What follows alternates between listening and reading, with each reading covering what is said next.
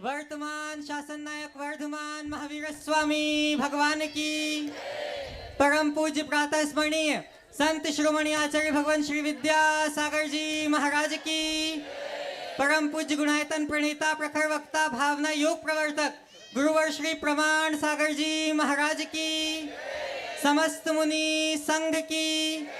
शंका समाधान के आज के इस सत्र में आप सभी का हार्दिक अभिनंदन। इससे पूर्व कि हम आज के इस सत्र को प्रारंभ करें, चलते हैं पूज्य गुरुदेव के चरणों में, होते हैं नत इस भाव से कि हमारा जीवन भी बन सके समुन्नत। सभी लोग हाथ जोड़ेंगे, मस्तक झुकाएंगे और मेरे साथ बोलेंगे, हे गुरुदेव नमोस्तु नमोस्तु नमोस्तु। बंधुओं, जैसा कि आप सभी को विदित है कि परम पूज्य गुरुदेव का निरंतर विहार बड़े बाबा की अतिशायनी छाप के लिए चल रहा है और आज का गुरुदेव का रात्रि सायंकालिक प्रवास जो हेला ग्राम में बबलू जी सरावगी के फार्म हाउस में हो रहा है। आज के प्रथम प्रश्न के लिए मैं आवाज़ दे रहा हूँ श्रीमान राय सेठ चंद्र कुमार जी जैन जबलपुर से, और आपके बाद तैयार रहेंगे श्रीमान सुधीर जी जैन, पूर्व अध्यक्ष भारतवर्षीय दिगंबर जैन कमेटी। चलो शीघ्रता करेंगे श्रीमान राय सेठ चंद्र कुमार जी। राय सेठ अभी नहीं है, सुधीर जी को दो। श्रीमान सुधीर जी जैन अपना प्रश्न प्रस्तुत करेंगे और आपके बाद तैयार रहेंगे सुमुख जी जैन, मयूख जी जैन, पाटन वाला परिवार कटनी से।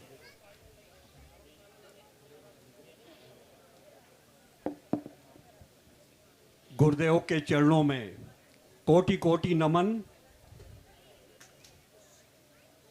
इक्षामी महाराज जी। गुरुदेव, गुरु से शिष्य की कौन सी बात अनजानी है, इन सागर को पता है इस बूंद में कितना पानी है। गुरुदेव, मैं आपकी अनुमति से वर्तमान में समाज में, जैन समाज में फैली हुई कुरीतियों की तरफ आपका मार्गदर्शन चाहता हूं। संक्षेप में सवाल कर लो, सीधे से संक्षेप में, बहुत लोग हैं आज, संक्षेप में। हाँ भगवान, हमारे सामाजिक स्तर पर अब हर धार्मिक कार्यक्रम हजारों नहीं, लाखों नहीं, करोड़ों के खर्च से होने लगा है। चाहे वो चातुर्मास हो, चाहे वो पंच कल्याणक हो या अन्य कोई कार्यक्रम हो, लेकिन समाज की कुरीतियां जिन पर आपने कभी बंदिश लगाई थी, आचार्य भगवान के आशीर्वाद से अब वो फिर कुकुर मुत्ते की तरह फल फूल रही हैं। मेरा आपसे विनम्र अनुरोध है, पता नहीं क्यों वर्षों से आपसे आशा लगाए हुए हूं और ये दृढ़ विश्वास है कि आज नहीं तो कल इसका समाधान आपके माध्यम से ही, आचार्य भगवान के आशीर्वाद से ही राष्ट्रीय स्तर पर पूरे जैन समाज को प्राप्त होगा। बहुत बहुत अच्छी बात आपने उपस्थित की है।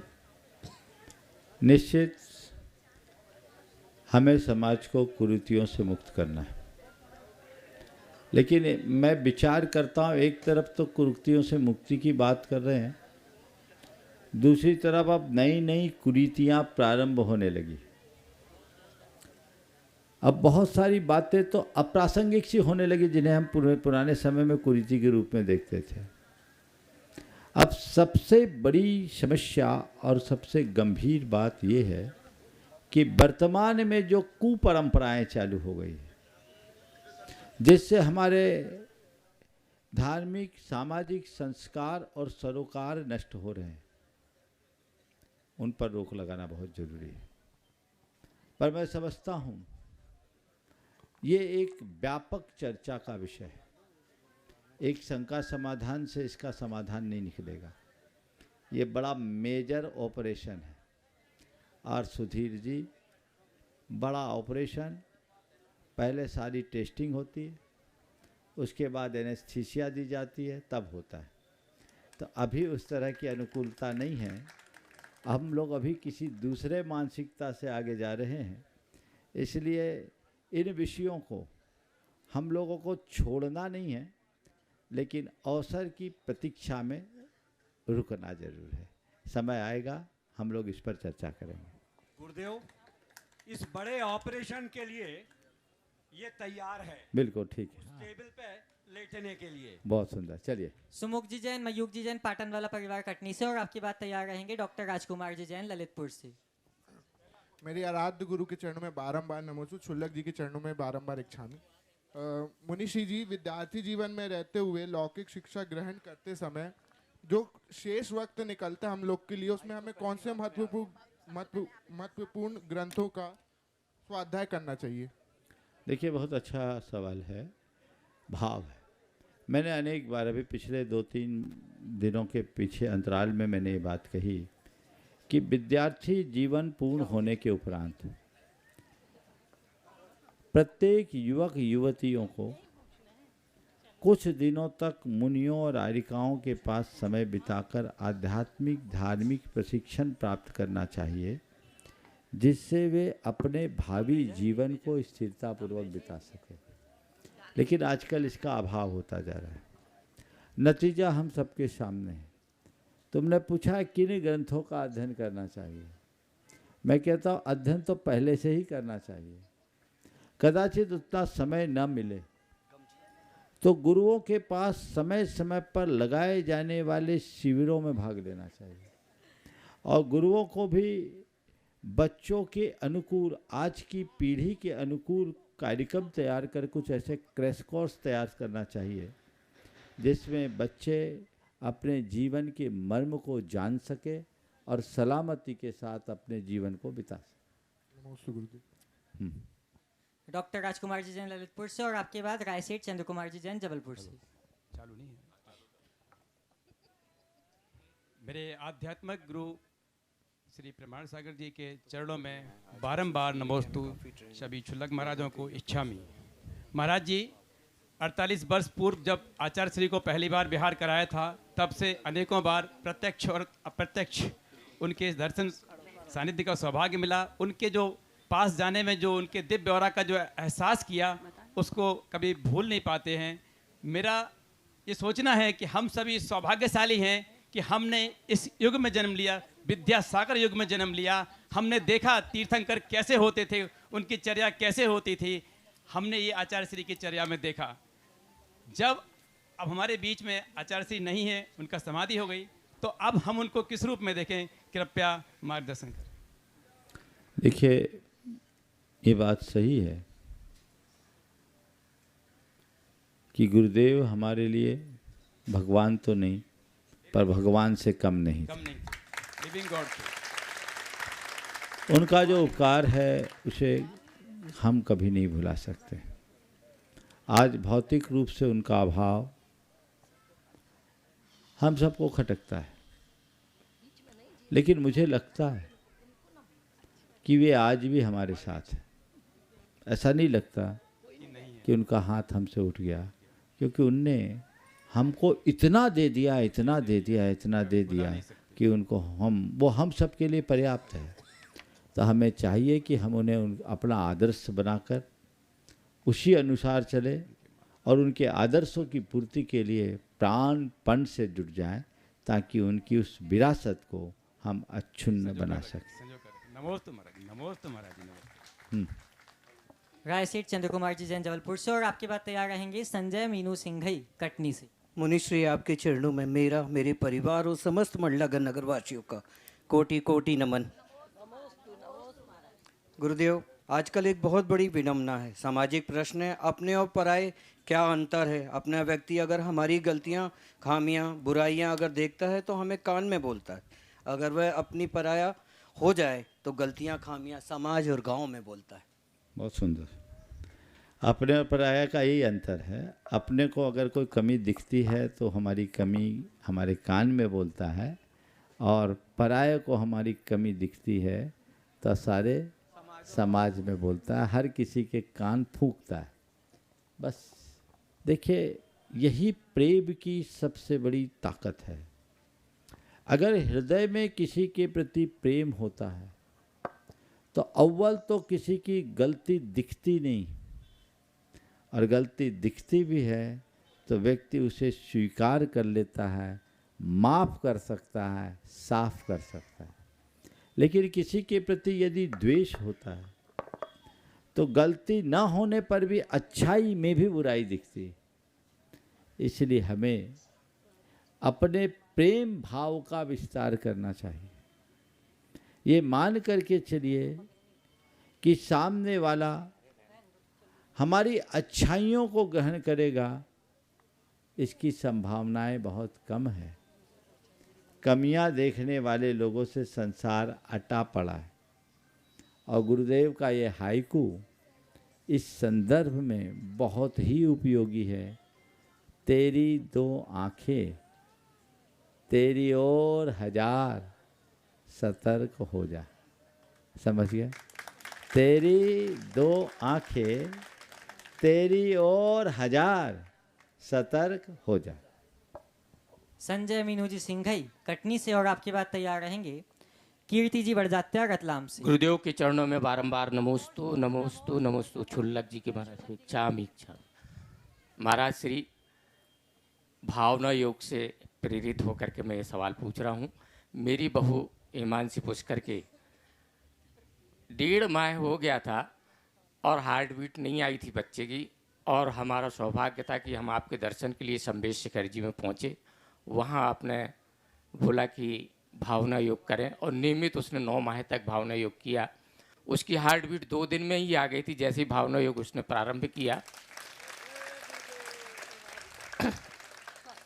और इसके बाद स्वस्थ सुंदर कन्या का आज 9.5 माह में उसका जन्म हुआ। और हम लोग आपने जैसा बोला था स्वाध्याय के माध्यम से उसे बराबर संस्कार देते रहे हैं। तो गुरुदेव आगे उसको कैसे संस्कार दें, और ये उसके पुण्य की है कि आपके नजदीक हम लोग आज ही हुआ है क्या? नहीं, हो गया 13 दिन 14 दिन हो गए। चलो ठीक, बहुत सुंदर। भावना योग का ये बहुत अच्छा उदाहरण है। और ऐसे अनेक कई लोगों के आप जिनकी हार्ट बीट नहीं थी उनकी हार्ट बीट आई, कईयों के ब्लीडिंग शुरू हो गए थे लेकिन उसके बाद नॉर्मल डिलीवरी हो गई, संतान बहुत योग्य है। तो ये आप सबको समझना है और इसका लाभ उठाना है सभी को। निश्चित भावना योग हमारे पुण्य की वृद्धि में भी कारण बनता है और वो जीवन के बदलाव में कारण बनेगा, और वो इसको नियमित करते रहे, बच्चे में भावी संस्कार भी अच्छे आएंगे। और आगे का मार्ग प्रशस्त करने गुरुदेव। बस ऐसा ही करते रहिए, आगे बढ़िए। नमोस्तु कीर्ति जी बड़जात्या रतलाम से और आपके बाद तैयार रहेंगे अंशु जी जैन। रतलाम दिगंबर जैन समाज की ओर से गुरुवर के चरणों में नमोस्तु। गुरुवर, बहुत सामान्य प्रश्न है मेरा।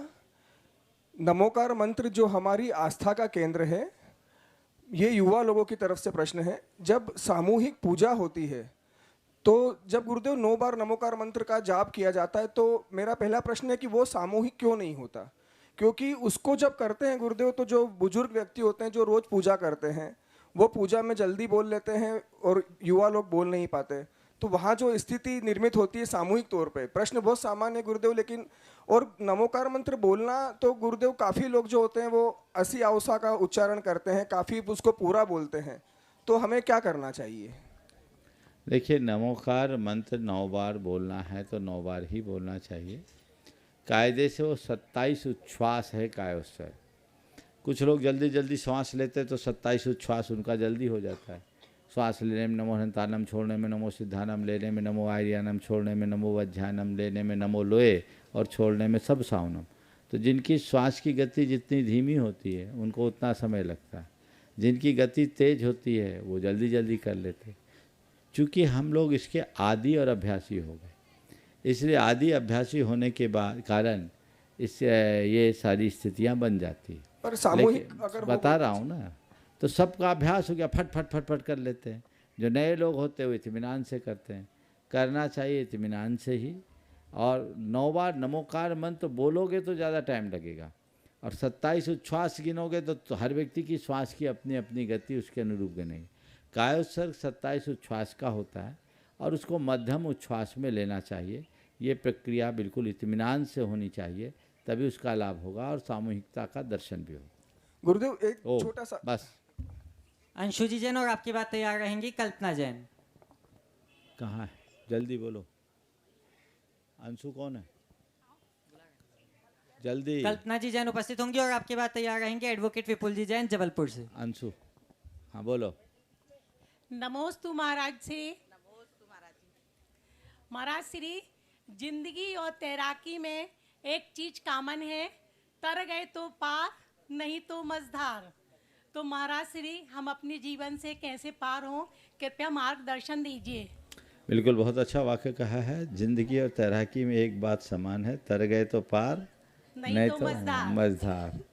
तो बिल्कुल, नहीं तो बंटा धार, और तो मझधार भी नहीं है ना। तो बिल्कुल ठीक है। तो इसलिए तैराकी के लिए तो व्यक्ति हमेशा पहले अभ्यास करता फिर तैरता है। बिना अभ्यास के कोई गहरे पानी में नहीं उतरता। इसलिए जो भी तैराकी का अभ्यासी होता है पार हो जाता है। लेकिन जीवन के क्षेत्र में व्यक्ति किसी भी प्रकार का अभ्यास नहीं करता। हमें अभ्यास करना चाहिए। तैराकी करते समय भी एक तैराक इस बात को देखता है कि यहाँ पानी की थाह कितनी है, और वो उसी हिसाब से थाह के हिसाब से तैराकी की अपनी दिशा तय करता है, और कहीं कोई भंवर अवर है तो उससे अपनी सुरक्षित दूरी रखता है। मनुष्य को भी अपने जीवन की थाह समझकर चलनी चाहिए। जो थाह समझकर जिंदगी को आगे बढ़ाता है वो जीवन की धार में पार उतरता है, डूबता नहीं। नमोस्तु महाराज। एडवोकेट विपुल जी जैन जबलपुर से, और आपकी बात तैयार रहेंगी पंडित विकास जी जैन शास्त्री कटनी से। नमोस्तु महाराज श्री। महाराज श्री, भारत में न्याय व्यवस्था में केवल न्यायाधीश ही ऐसे होते हैं जो राजनीतिक दलों, धर्म इत्यादि से दूर रहा करते हैं, किसी भी धर्म व्यवस्था से बनने के अपेक्षाकृत।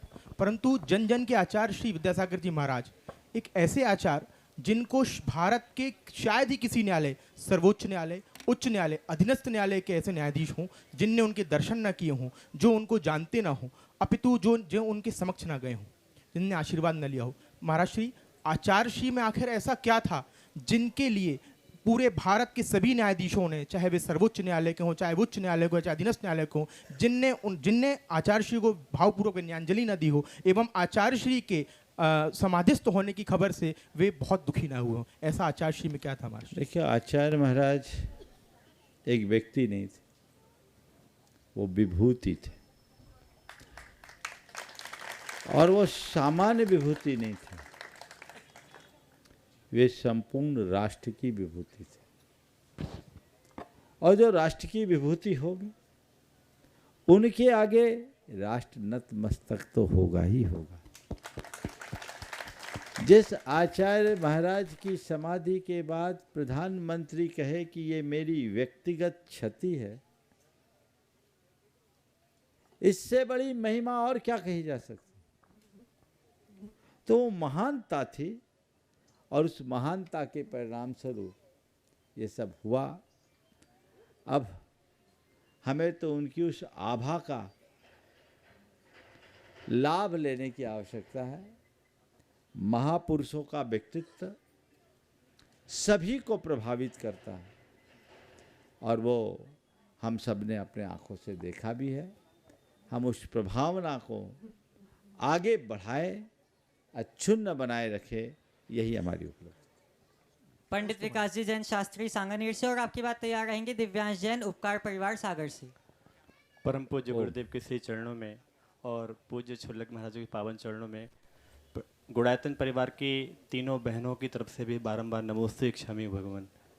भगवान, मेरी जिज्ञासा ये है कि हम भावना योग भी करते हैं, स्वाध्याय भी करते हैं, माला फेरते हैं और पूजन भी करते हैं, बराबर करते हैं, लेकिन उसके पश्चात भी मन में एक कमजोरी आती है। ये कमजोरी इस प्रकार की है कि हमें यूँ ऐसे बार बार प्रतीत होता है कि कुछ अप्रिय घटना हो रही है, प्रतिमा जी गिर रही हैं या प्रतिमा पलट गई हैं, अब कहीं ऐसा अनहोनी ना हो जाए, कहीं ये ना हो जाए, कहीं वो ना हो जाए, जो धार्मिक क्षेत्र में घटती हैं, लेकिन हम मन से चाहते नहीं कि वो हो रही हैं, लेकिन मन में वैसे ख्याल बार बार आते हैं। तो ऐसा अपन कैसे दूर करेंगे?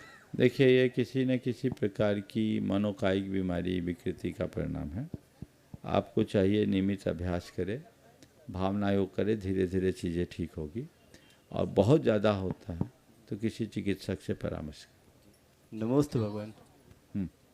दिव्यांशी जैन अपना प्रश्न प्रस्तुत करेंगे, और आपकी बात तैयार रहेंगे एडवोकेट विजय जी दिल्ली से। नमोस्तु महाराज जी। नमोस्तु महाराज जी, मैं दिव्यांश जैन उपकार परिवार और समस्त दिगंबर जैन समाज की तरफ से नमोस्तु और छुल्लक जी लोगों को इच्छामी इच्छामी इच्छामी। महाराज जी और भैया जी लोगों को वंदना। महाराज जी, मेरा प्रश्न है कि अतिशय क्षेत्र और सिद्ध क्षेत्र में क्या फ़र्क होता है?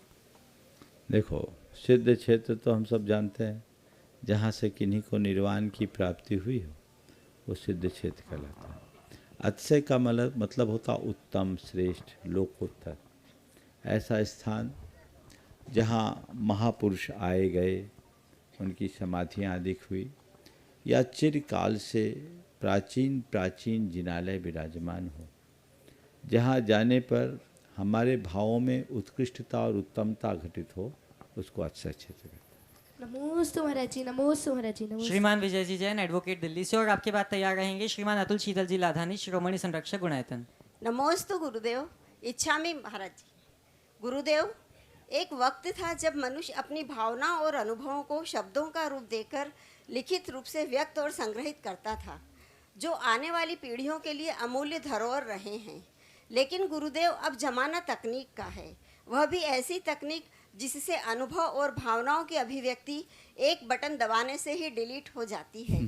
तो गुरुदेव, इस परिस्थिति में हम आने वाली पीढ़ी को विरासत में क्या दे पाएंगे? नमोस्तु गुरु। बहुत ही गंभीर मुद्दा आपने उपस्थित किया है। पहले जब भावनाओं की अभिव्यक्ति होती थी, एक चिट्ठी का लोग इंतजार किया करते थे। जी गुरुदेव। और अब तो मैसेजेज का ज़माना आ गया। जी गुरुदेव। आपके पास सारी चीज़ें सुलभ हो गई है। देखिए, मैं इसे दूसरे शब्दों में कहूँ तो ये कह सकता हूँ, जो जो टेक्नोलॉजी का विकास हुआ है, सुविधाएं बढ़ी है, संवेदना घटी। और ये घटती हुई संवेदना हम सब के लिए एक बहुत बड़ी समस्या का कारण बन रही। और इसी वजह से हमारे सारे सामाजिक मूल्य भी छीन हो रहे। हमें चाहिए कि हम सुविधाओं को एक सुविधा की तरह ही उपयोग में लें, उन्हें जीवन का अंग न बनाएं और उन्हें अपनी संवेदनाओं पर हावी न होने दें। तब ये बातें हो सकती है। लेकिन मुझे नहीं लगता कि ऐसा अब कुछ होगा, क्योंकि लोग रच पच गए हैं और इससे भी आगे आगे टेक्नोलॉजी निकलते जा रही है, रोज़ नए। तो समय काल के साथ हुआ परिवर्तन है। एक दृष्टि से संचार माध्यम ने सारे संसार को एक छोटे से गैजेट में सीमित कर दिया, लेकिन हमारे मन की उलझनों को बढ़ा दिया, दूर के लोगों को पास कर दिया और पास के लोगों को दूर पहुंचा दिया। ये उसका परिणाम है जो सब भुगत रहे हैं। आप लोग भी तालियां बजा रहे हैं, लेकिन आप भी उसके ही आदी। एक जगह आप कहीं भी चले जाइए, घर में बैठे हैं, एक सोफे पर 3 आदमी बैठे हैं तो तीनों अपने अपने में मगन है, आजू बाजू में बैठे हैं, पर एक दूसरे का कोई पता नहीं। सही है ना? और मुझे मालूम यहाँ से जाने के बाद भी आप लोग भी वही करोगे। हो सकता कुछ के तो यहाँ भी चल रहे होंगे। तो ये चीज़ें चलेगी। ये एक दुर्बलता है, एडिक्शन। लगभग 20 साल हो गए मोबाइल को आए, 24 साल, और 24 सालों में उसने जकड़ दिया है, जो भयावह है। इसके दूरगामी परिणाम बहुत भयानक है और हम तो देख ही रहे प्रत्यक्ष। इसने हमारे स्नेहहीनता बढ़ाई है, संवाद को ख़त्म किया है, संस्कार को नष्ट किया है, संवेदना को नष्ट किया है। तो जिससे स्नेहहीनता हो, जिससे संवादहीनता हो, जिससे संस्कारहीनता हो, जिससे संवेदनहीनता हो, वो क्या करेंगे? समाज फिर केवल ऊपर से दिखेगी, अंदर सामाजिकता नहीं रहेगी। और ये हम सब दिनों दिन देख भी रहे। नमोस्तु। श्रीमान अतुल शीतल जी लाधानी, शिरोमणि संरक्षक गुणायतन बक्सरा से, और आपके बाद तैयार रहेंगे अशोक जी जैन, एडवोकेट। गुरुदेव के चरणों में हम सबका भावपूर्वक त्रिबार नमोस्तु नमोस्तु नमोस्तु। शुल्लक जी महाराज जी के चरणों में इच्छामि। गुरुदेव, ये प्रश्न सभी स्त्रियों की ओर से मैं रख रही हूँ जिसने 3 पीढ़ियों के साथ अपना जीवन बिताना है, सास ससुर, पति और बेटा बेटी। हमेशा पीढ़ी जैसे चेंज होती है तो उनके विचारों में मतभेद रहते हैं, और मतभेद इतने कभी कभी बढ़ जाते हैं कि उसको सुमेड़ तक लाना बहुत मुश्किल हो जाता है।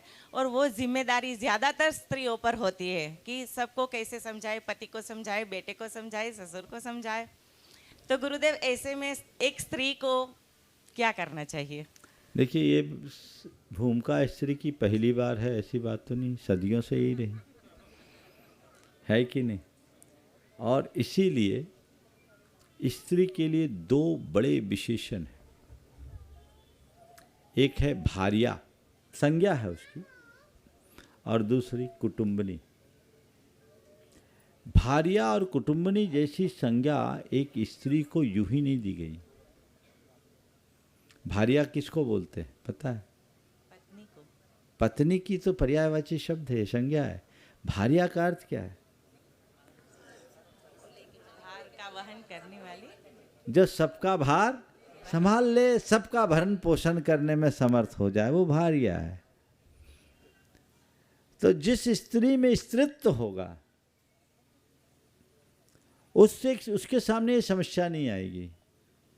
वो अपने सास ससुर को भी संभालेगी, अपने पति को भी संभालेगी और अपने बच्चों को भी संभालेगी। फिर कोई कठिनाई नहीं होगी। एक बीच का फार्मूला मैं देता हूँ। अगर स्त्री इन सब चीज़ों को ठीक करना चाहती है तो कुछ न करे, एक काम करे। एक काम करे, अपने पति को श्रवण कुमार बना दे। सारी समस्या हल हो जाएगी। होगे कि नहीं? बजा थोड़ा जम से। अगर स्त्री अपने पति को श्रवण कुमार बनाने में सफल हो गई तो सास ससुर अनुकूल होंगे, और श्रवण कुमार के बेटे श्रवण कुमार होंगे। कंस की औलाद तो कंस ही होगी, तो बेटे भी अनुकूल हो जाएंगे। तो उन्हें चाहिए कि एक स्त्री अपने पति को केवल अपना पति न बनाए, उसे अपने सास ससुर के पुत्र के रूप में भी देखे और अपनी संतान का पिता भी बनने दे। मेरी बात शायद आप लोगों को बुरी लग जाए, लेकिन एक कड़वी सच्चाई आप सबको बता रहा हूं। आप लोगों का नेचर थोड़ा पजेजिव हो जाता है। पति बस मेरा पति है, इसके अलावा और कुछ नहीं। मानता हूं वो आपके पति हैं, पर किसी का बेटा भी तो है, किसी का भाई भी है, किसी का पुत्र भी है। वो होगा, उसका कोई पुत्र है, पिता है। इन सब चीजों को जब संभालोगे तब जग संभलेगा। इसलिए ये भार्या विशेषण बहुत अर्थपूर्ण है। इसके साथ एक विशेषण है कुटुंबनी, जो पूरी कुटुंब संस्था की मालकिन रही। हमारे यहाँ जब संयुक्त परिवार की व्यवस्था रहती थी तो घर में जो बड़ी दादी लोग होती थी उनके हाथ में पूरी बागडोर होती थी। आपने भी देखा होगा। वो क्यों? क्योंकि ये कुशलता एक स्त्री में ही हो सकती है, दूसरों में नहीं। तो यदि इन्हें अपना लिया जाए तो कोई कठिनाई नहीं, और आज भी बहुत लोग अपना रहे हैं। हालांकि उनकी संख्या दिनों दिन घट रही है, पर घट भले रही है, महत्व नहीं का। नमस्ते गुरुदेव, नमस्ते गुरुदेव। अशोक जी जैन एडवोकेट, और आपके बाद तैयार रहेंगे ऋषिका जैन राजनांदगांव से। माइक थोड़ा हाथ पहले से उठा देने में सहूलियत होती। राजनांदगांव से कौन है? हाँ, पहुंचा दो। नमोस्तु भगवान, नमोस्तु। तन पापी मन मैला है, तुझे कैसे याद करूं? तू दाता है, मैं भिखारी, कैसा व्यवहार करूं? इंसान की एक मांग पूरी होती है, वह दूसरे की फरियाद कर देता है। आखिर इंसान कब तक हाथ पसारे?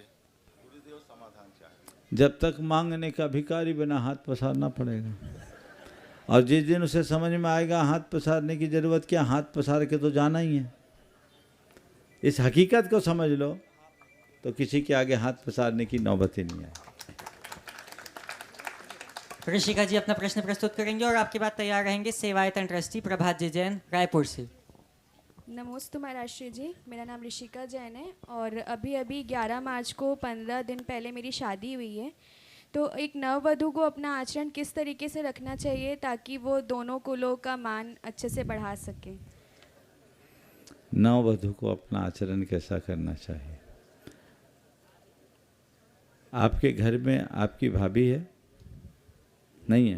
नहीं, मैं अकेली सिंगल अच्छा, चाइल्ड थी। बहुत सुंदर। देखिए, आपके माध्यम से एक संदेश सबको मैं देना चाहता हूँ। एक नववधू को अपने जीवन में 4 बातों का ख्याल रखना चाहिए। सबसे पहले अपने ससुराल को अपना घर मानना चाहिए, उसे ससुराल नहीं। मान्यता बदलिए, दृष्टिकोण बदलिए। ये मेरी ससुराल नहीं, अब यही मेरा घर है। बोलो, हकीकत है कि नहीं है? लेकिन इसको मानने में बीसों बरस लग जाते हैं। ससुराल मानने की जगह घर मानो, और जब घर मानोगे तो सास ससुर हमारे सर्वस्व होंगे। वही सास ससुर है, वही माता पिता है। तो पहली बात, ससुराल को अपना घर मानो।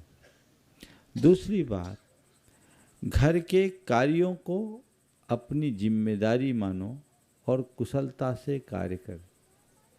तीसरी बात, कुलीनता के संस्कार को बना के रखें। चौथी बात, परिवार के प्रत्येक सदस्य के साथ ऐसा व्यवहार रखें कि सब में अपनत्व का भाव बढ़ जाए। यदि ये चारों बातें वो आत्मसात कर ले तो हर किसी के हृदय में स्थान बना ले। नमोस्तु महाराज जी। इच्छामी महाराज जी। प्रभात जी जैन सेवायतन के संस्थापक सदस्य और आपके बाद तैयार रहेंगे प्रेमचंद जी, प्रेमी परिवार, शिरोमणि संरक्षक पूज्य गुणायतन। मुनिश्री के चरणों में सत्सत नमन। छुल्लक महाराज जी के चरणों में इच्छामी इच्छामी इच्छामी। पूज्य मुनिवर, मेरा प्रश्न यह है कि यदि मैं अंदर की सुनूं तो संवर जाऊं और बाहर की सुनता हूं तो बिखर जाता हूं, तो कृपया ऐसा मार्गदर्शन दें कि मैं अपने अंदर की सुन सकूं और संवरने की कोशिश करूं। बात तो सब पता है। अंदर की सुनूं तो संवर जाऊं, बाहर की सुनूं तो बिखरता हूं। तो जब बिखरता हूं तो सुनना बंद कर दो। कोई ज़बरदस्ती थोड़ी है तुम्हारे लिए कि बाहर की सुनो, अंदर की मत सुनो। जिस चीज़ से मेरा अहित होता है वो कर्म मैं क्यों करूं? उसके लिए मुझे संकल्पित होना होगा, उसके लिए मुझे संस्कारित होना होगा, उसके लिए मुझे हर पल सजग रहना होगा, और उसके लिए मुझे अपनी सक्रियता बनानी होगी, तभी ऐसा। नमोस्तु गुरुदेव, नमोस्तु गुरुदेव। प्रेमचंद जी, प्रेमी परिवार, शिरोमणि संरक्षक गुणायतन अपने संयुक्त प्रश्न के लिए, और आपके बाद तैयार रहेंगे आराध्य जी जैन दिल्ली से। नमोस्तु भराश्री, शुल्लक महाराजों के चरणों में इच्छा में। महाराश्री, क्रोध एक ऐसी क्रिया है या कमी है जिसमें फंसते भी हम हैं, उलझते भी हम हैं और अंत में पछताते भी हम हैं, लेकिन इससे बचते नहीं हैं। यहाँ तक कि जो संत समाज है सृष्टि का, वो भी इसका शिकार हो जाता है। ऐसा क्यों? कृपया मार्गदर्शन। बहुत अच्छा सवाल है, वाक्य बहुत अच्छा। क्रोध एक ऐसी परिणति है जिसमें फंसते भी हम, उलझते भी हम हैं, और क्या बोला, फंसते भी हम और पछताते भी हम। आपने कहा कोई इससे बचा नहीं। दरअसल ये एक नकारात्मक आवेग है और ये व्यक्ति के संस्कारों में भरा होता है। जब तक ऐसे संस्कार भरे रहेंगे ये चीज़ें चलती रहेंगी, ये यूं ही नहीं जाती। हम साधु भी बन जाएं और अपने संस्कार न बदलें तो ये चीज़ें परिवर्तित नहीं हो सकती। चीज़ों को परिवर्तित करने के लिए हमें अपने संस्कारों को बदलना होगा और उसके लिए सतत जागरूकता जरूरी है। यदि व्यक्ति थोड़ा सावधान हो जाए और नियमित भावना योग करे तो चीज़ें बहुत आसानी से बदल सकती। नमोस्तु गुरु। आराध्य जी जैन दिल्ली से अपना प्रश्न प्रस्तुत करेंगे और आपके बाद तैयार रहेंगे सागर से सौरभ जी उपकार। आराध्य, हाँ। नमोस्तु महाराज जी, नमोस्तु महाराज जी। लौकिक शिक्षा ग्रहण करते समय कई प्रसंग आते हैं जो हमारे आगम के विरुद्ध होते हैं, तो हमें उन्हें किस दृष्टिकोण से देखना चाहिए? देखिए, अगर कोर्स में ऐसी कोई बातें पढ़ाई जाती है जो आगम विरुद्ध है तो उसे केवल एक कोर्स का विषय मान करके पढ़ लेना चाहिए, क्योंकि आपको लिखना तो वही पड़ेगा, नहीं तो नंबर चले जाएंगे, लेकिन उस पर विश्वास नहीं करना चाहिए। पर साथ ही इन बातों को नोटिस में लेकर उचित मंच तक पहुंचाने की कोशिश करनी चाहिए, ताकि उसमें संशोधन हो और आने वाले पीढ़ी को ऐसी समस्या का सामना न करना पड़े। नमोस्तु महाराज जी। सौरभ जी उपकार सागर से, और आपकी बात तैयार रहेंगे कुमारी संचिता जी जैन, कुमारी सांध्या जैन कटनी से, प्रतिभा स्थली कुंडलपुर जबलपुर। के बड़े बाबा की सवाल जल्दी से। आचार्य गुरुवर विद्यासागर जी महामुनि राज की जय। अच्छा श्री महाराज जी नमोस्तु नमोस्तु नमोस्तु। महाराज श्री, हमारे जीवन में आचार्य श्री का जो आशीर्वाद हमको प्राप्त हुआ, हम पूरी पीढ़ी इसके बहुत सौभाग्यशाली हैं। बस हमारी कोई शंका नहीं है, हमें बस आपसे इतना आशीर्वाद और मार्गदर्शन चाहिए कि हम सारे समाज जन को आचार्य श्री जो आदेश दे के गए हैं, हमारे आचार्य श्री विद्यासागर महाराज श्री जो आदेश दे के गए हैं कि हमारे आचार्य नवा आचार्य हमारे आचार्य समय सागर महाराज श्री का मार्गदर्शन हमको सदा मिलता रहे और आपका आशीर्वाद हमको मिलता रहे। ओह बहुत बढ़िया, चलिए आगे बढ़िए। कुमारी संचिता जी जैन, कुमारी सांध्या जी जैन कटनी से, प्रतिभा स्थली जबलपुर, और आपकी बात तैयार रहेंगे सुभाष जी ट्रांसपोर्ट कटनी से, शिरोमणि संरक्षक गुणायतन। नमोस्तु महाराज जी। मेरा प्रश्न यह है कि जब श्री जी के और मुनि महाराजों के दर्शन करते तो उसके बाद कायोत्सर्ग क्यों करते हैं? कायोत्सर्ग इस बात का प्रतीक है कि भगवान हमने आपके दर्शन से भेद विज्ञान प्राप्त कर लिया, और अब हम काया का उत्सर्ग कर रहे हैं, यानी उतनी देर के लिए हम ये महसूस कर रहे हैं कि मैं शरीर नहीं आत्मा। कायोत्सर्ग का मूल आध्यात्मिक प्रयोजन यही है। कायोत्सर्ग एक क्रिया मात्र नहीं है। कायोत्सर्ग शब्द को देखिए, काया के उत्सर्ग का नाम कायोत्सर्ग, अर्थात उतने पल के लिए शरीर के ममत्व का त्याग। तो भगवान के दर्शन किए, पूजन किए, पाठ किए, हमने कायोत्सर्ग किया, तो ये इस बात की सावधानी का एहसास है कि मैं देह से ऊपर हूँ, मैं आत्मा हूँ, और मैं देह नहीं चेतन हूँ। इस भेद विज्ञान की अनुभूति ही हमारे धर्म का मूलभूत प्रयोजन है। पर दुर्भाग्यवश लोगों ने इसे भुला दिया और कायोत्सर्ग को एक क्रिया बना दी, और आधे अधूरे मन से लोग कायोत्सर्ग करते हैं, तो वो वधरा रह जाता है, उसका मूलभूत प्रयोजन छूट जाता है। नमोस्तु महाराज। सुभाष जी ट्रांसपोर्ट कटनी से, शिरोमणि संरक्षक गुणायतन, और आपके बाद देवेंद्र जी चौरसिया, ग्राम जुहुला कटनी से। हे गुरुवर नमोस्तु नमोस्तु नमोस्तु।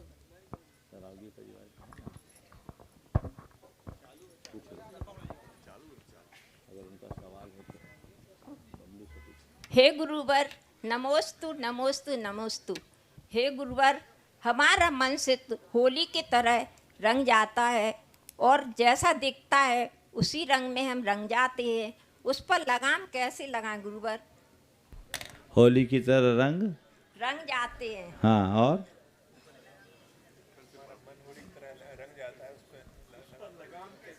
हमारा मन होली के रंग की तरह रंग रह जाता है। गुरुवर, हाँ। हमारा मन तो होली के रंगों जैसा ही दिखता है और उसी में रंग जाता है, सो हम उसको उस पर लगाम कैसे लगाएं? बिल्कुल ठीक है। रंग और होली के रंग में बड़ा अंतर है, बहुत अच्छी बात है। होली के रंग में आज आपने सब रंगे, बहुत लोग रंगे हैं और रंगे लोगों को देखा भी होगा। होली के रंग और रंग में अंतर समझते हैं?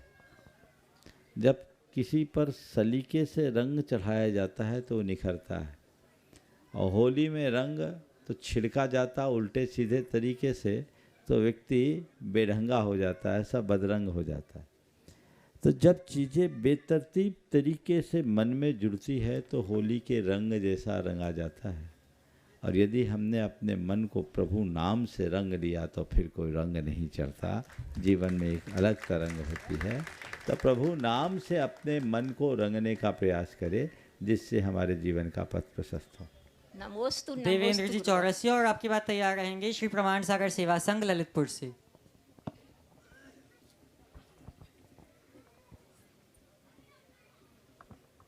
गुरुदेव को सादा चरण स्पर्श। गुरु जी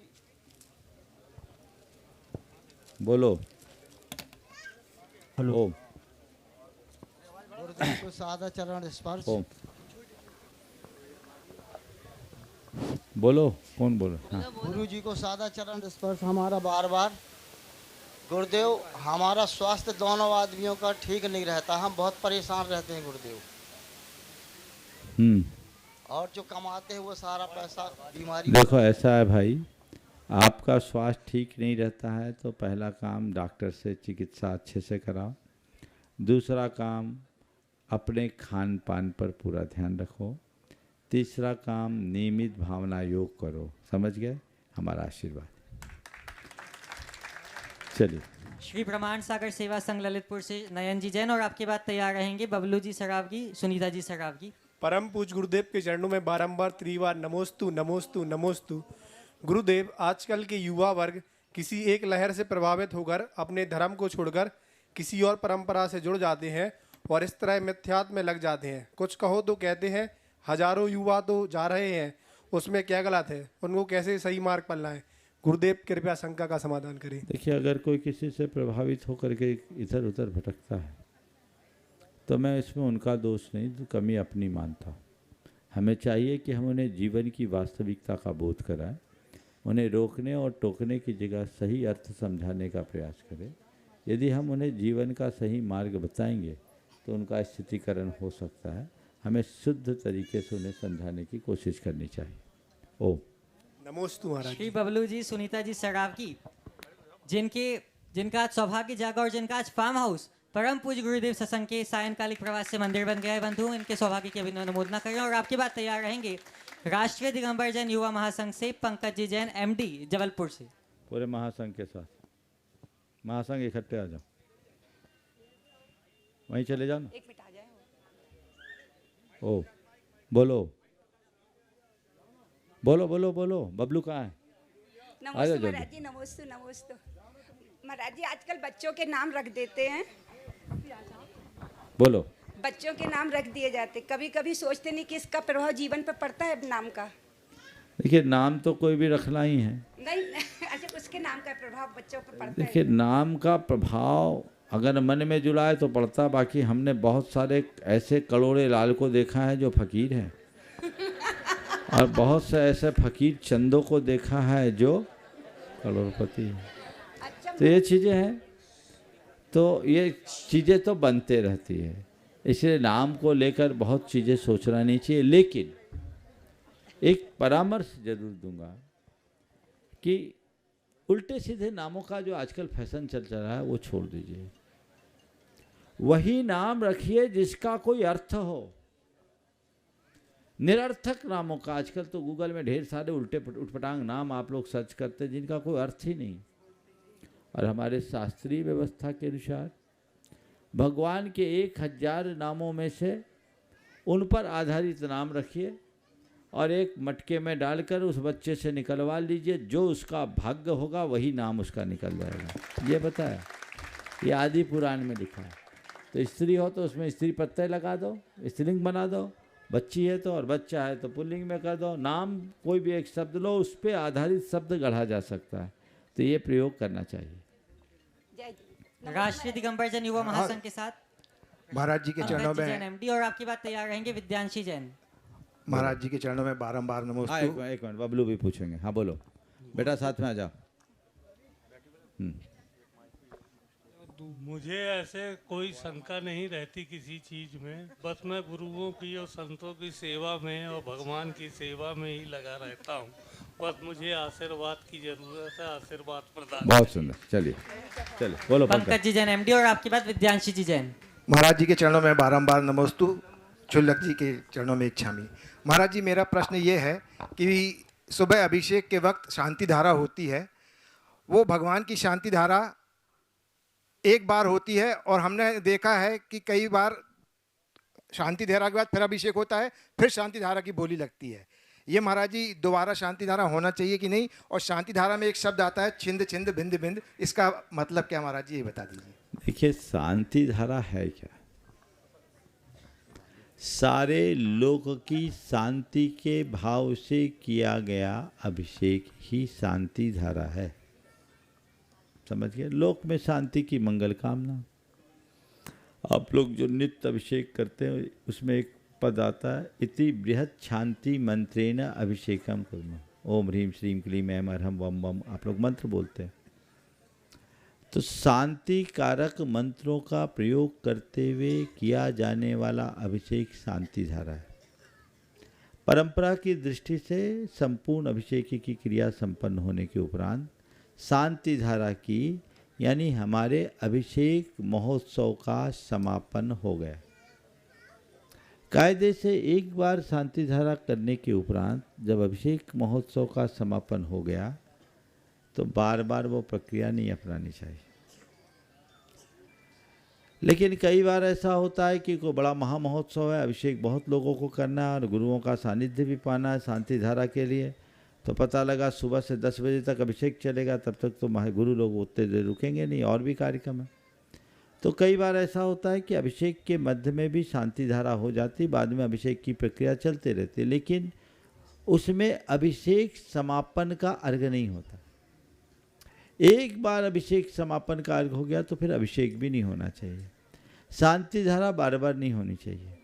लेकिन कई बार कोई बड़ा निमित्त होता है जिसमें देश भर के अनेक लोग आते हैं, बड़ा आयोजन है, सब सहभागिता लेना चाहते हैं, तो इसे एक व्यवस्था बनाने की दृष्टि से किया जाए तो मैं उसका निषेध नहीं करता, पर उसकी व्यवस्था ऐसी नहीं कि जब चाहे, उसका टाइमिंग, इतने बजे पहली शांति धारा होगी, इतने बजे दूसरी होगी, इतने बजे तीसरी होगी, इतने बजे चौथी होगी।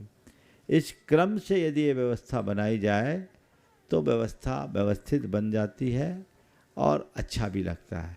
लेकिन केवल बोलियों के चक्कर में करना शोभास्पद नहीं होता। महाराज जी वो छिंद छिंद भिंद भिंद छिंद छिंद भिंद भिंद का शाब्दिक अर्थ है छेद दो भेद दो, छेद दो छेद दो भेद दो भेद दो, भय आदि के निवारण के लिए। ये विद्यांशी जी जैन और आपके बाद तैयार रहेंगे राष्ट्रीय दिगंबर जन युवा महासंघ की महिला विंग। हो गया? अच्छा बोलो। महाराज जी आपके चरणों में बाबा बाबा नमोस्तु नमोस्तु नमोस्तु। महाराज जी मेरा ये प्रश्न है, मैं गाय को रोज रोटी देती हूँ और नमो अंतारम भी सुनाती हूँ, क्या वो हमारे अगले जन्म में मनुष्य बनेंगे कि नहीं, इसका फल क्या मिलेगा? गाय मनुष्य बने या ना बने, तुम तो देवता बन जाओ। चलो राष्ट्रीय दिगंबर जन युवा महासंघ से महिला विंग और आपके बाद तैयार रहेंगी श्रीमती अनुपमा जी जैन बांझल मुंबई से। बोलिए। राष्ट्रीय दिगंबर जैन महिला विंग जबलपुर की तरफ से नमोस्तु नमोस्तु छुल्लक जी को इच्छामी इच्छामी इच्छा। बोलो। महाराज जी हाँ। आजकल सोशल मीडिया पर काफ़ी ट्रेंड है कि लोगों को यूट्यूब पर इंस्टाग्राम पर हजारों लाखों फॉलोअर्स और सब्सक्राइबर्स हैं, और अगर वह प्रत्येक व्यक्ति कभी बीमार पड़ जाता है तो उसके पास फिर कोई नहीं बचता सिर्फ उसके अलावा तो उससे कोई नहीं पूछता, और आज भी व्यक्ति उसी होड़ में आगे बढ़ रहे हैं कि हमारे इतने हजारों फॉलोअर्स हैं, इतने सब्सक्राइबर्स हैं। तो जीवन में ज़्यादा रिश्ते होना जरूरी है या जो रिश्ते हैं उनको जीवन होना जरूरी है? बहुत सुंदर। जीवन में ज़्यादा रिश्ते होना जरूरी है कि रिश्तों में जीवन होना जरूरी है? मैं समझता हूँ मुझे उत्तर देने की जरूरत नहीं है। आप लोगों से पूछूं तो आप लोगों का क्या उत्तर होगा? सब तो जानते हैं कहने की कोई बात ही नहीं है, बस यही कमी है। बात बहुत सही है, सब कोई एक मृग मरीचिका में जी रहे, एक प्रकार की भ्रमणा है, काल्पनिक सुख को ही अपना वास्तविक सुख मान रहे हैं। लाखों फॉलोवर है लेकिन जब जीवन में कोई विपत्ति आए तो खुद कोई भी खड़ा नहीं। इसलिए मैं कहता हूँ दूर के लोगों के पीछे भागने की जगह पास के लोगों के साथ अपनत्व बढ़ाओ, जीवन तब संभलेगा। नमोस्तु महाराज श्री, नमोस्तु महाराज श्री। श्रीमती अनुपमा जी जैन बांझल मुंबई से और आपके बाद तैयार रहेंगे ब्रह्मचारी अंकित जी जैन सीए कटनी से।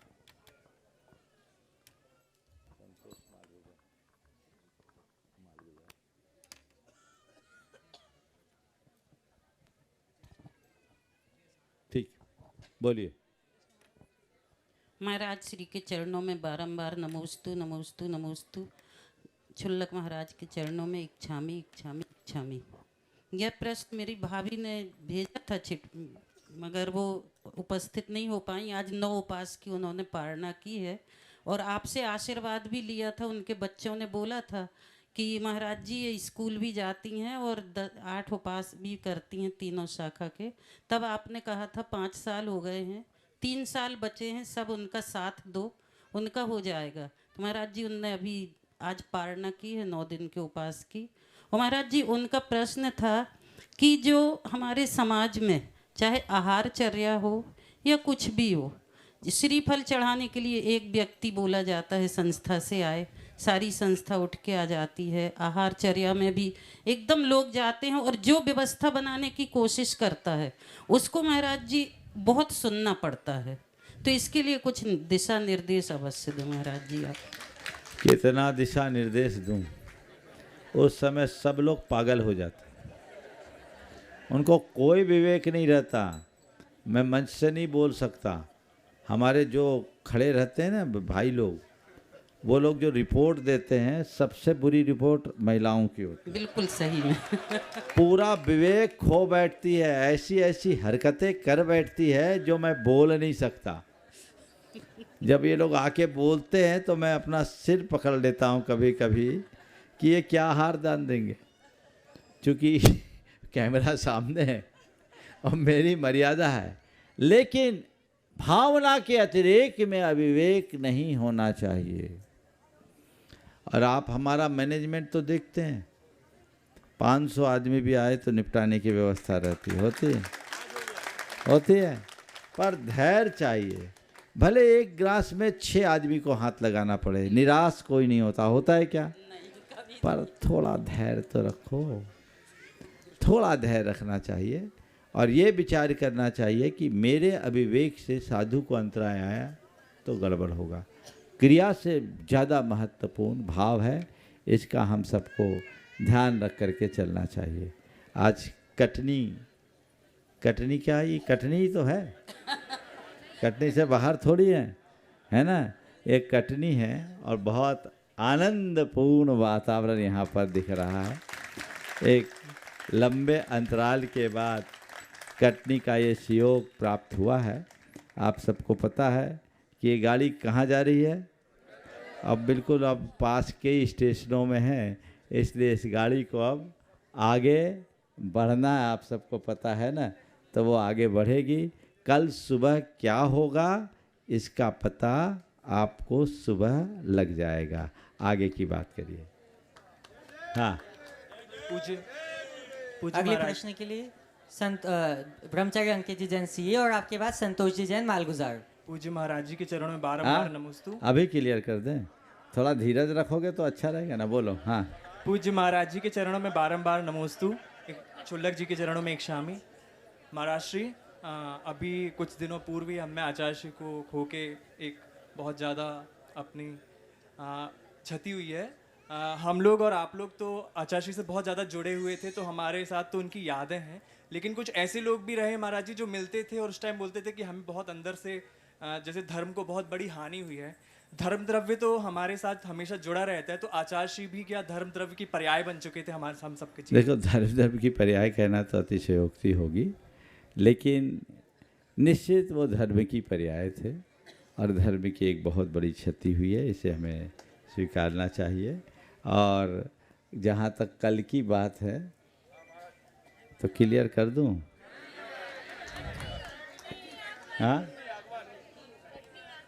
हाँ, कल प्रातःकाल हम लोग यहाँ से निकलेंगे कटनी नगर की ओर। चलो, हो गया। और कल प्रातः कटनी मंदिर के दर्शन के उपरांत